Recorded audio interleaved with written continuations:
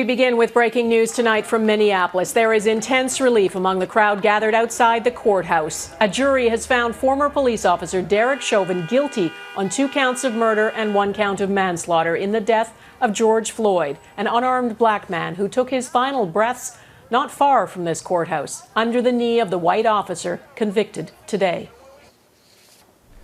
We, the jury, in the above entitled matter as to count 1, unintentional second-degree murder while committing a felony, find the defendant guilty. This verdict agreed to this 20th day.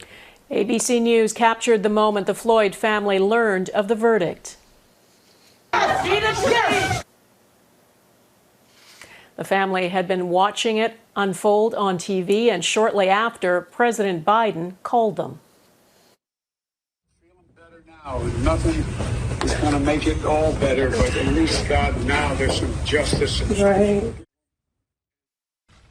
It was a motion picture, the world seeing his life being extinguished. And I could do nothing but watch. Right. Today, we are able to breathe again. The man convicted, Derek Chauvin, showed little emotion as the verdict was read, and he was led away in handcuffs. The jury, a panel of 7 women and 5 men, did not deliberate long. Jackson Proskow is with me. Jackson, the police chief had fired Chauvin and then testified against him. Now this verdict. Tell us about it and what it means. Well, Donna, in the end, the jury clearly felt this was a clear-cut case. They only deliberated for about 10 hours, and they didn't send any questions to the judge. Instead, they seemed to accept the prosecution's argument that George Floyd's murder was a direct result of Derek Chauvin kneeling on his neck for 9 minutes and 29 seconds. The minute those 3 guilty verdicts were read out, cheers erupted outside the courthouse, jubilation in the streets, not only in Minneapolis, but in cities right across the United States. Obviously, there was a tremendous amount of tension and worry about what a verdict would mean, what a potential acquittal might mean. There were National Guard units on standby in many cities, fearing the potential for violence.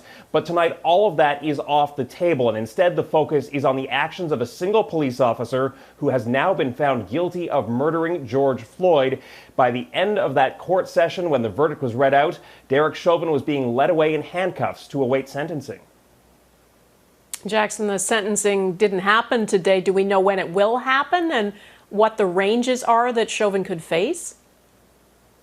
Sentencing will likely take place in about 8 weeks' time. The maximum sentence he could face for that second-degree murder charge is 40 years in prison. The third-degree murder charge carries 25 years as a maximum, and manslaughter carries 10 years as a maximum.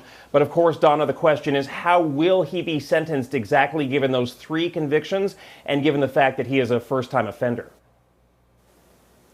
And Jackson, George Floyd's face is now known around the world as a symbol of oppression and police brutality. I guess the question is, will this conviction today lead to real meaningful change in America? That's the big unknown out of all this, and I think the big concern in a lot of communities in this country is that this will all be for nothing. We heard the Attorney General in Minnesota today say that today is not justice, but it is the start of accountability. And a short time ago, Vice President Kamala Harris and President Joe Biden addressed the nation about using this as a step forward. Nothing can ever bring their brother, their father back. But this can be a giant step forward in the march toward justice in America. Let's also be clear that such a verdict is also much too rare.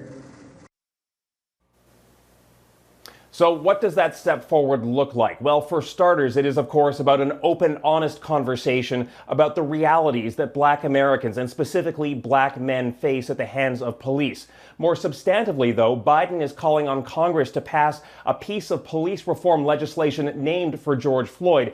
It would do things like track problematic officers, track use of force, and mandate better training to address issues of racial bias, both overt and perhaps subtle racial bias, and how those things impact policing in this country. All right, Jackson Proskow in Washington, thank you. With me from Minneapolis is CBS reporter Michael George. Michael, I can't imagine the relief there. What's it like? What are people saying? Well, Don, a lot of people were prepared for the possibility of violence tonight if Derek Chauvin was acquitted. Instead, what we're hearing right now on the streets of Minneapolis, cheers, people hugging and crying, cars honking.